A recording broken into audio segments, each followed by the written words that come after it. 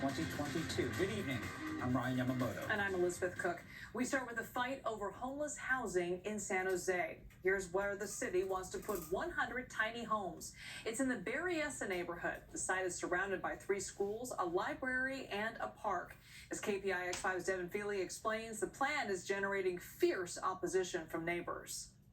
Members of the community came out by the hundreds today to voice their opposition to the city's plans. They say that the proposed tiny home encampment is far too close to several schools, parks, and recreation areas. I'm very concerned about who is going to be living in these no matter where they are. Mary Lou Hughes has lived in San Jose's Berryessa neighborhood for nearly 50 years. She was one of nearly 300 neighbors who showed up to protest the city's plan to build a tiny home community for the homeless on this site near the East Foothills. Our priority needs to be maintaining our neighborhoods as safe places for our children to go to and from school and to protect our children. The city's plan to build 75 to 100 tiny homes for the homeless in this community has drawn intense opposition from neighbors. The site is right in the middle of 3 schools, Noble and Toyon Elementary Schools and Piedmont Middle.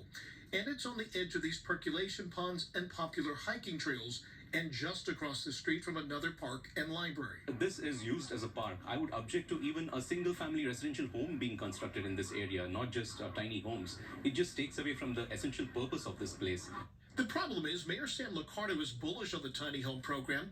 He says it's a rapid response to the crisis of homelessness and sung the program's praises during a White House press event. These are individuals who really were coming right off the street, and so it's I think a very high rate of success that we're seeing because we're building these prefabricated apartments in communities. Councilmember David Cohen joined the chorus of voices opposing the project.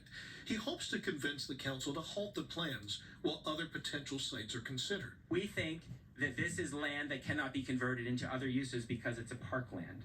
So we're working on making sure that the council understands that.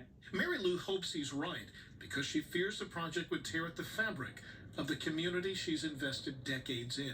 This is a park, and this needs to be treated as a park. So the question you're left with is, if not here, then where?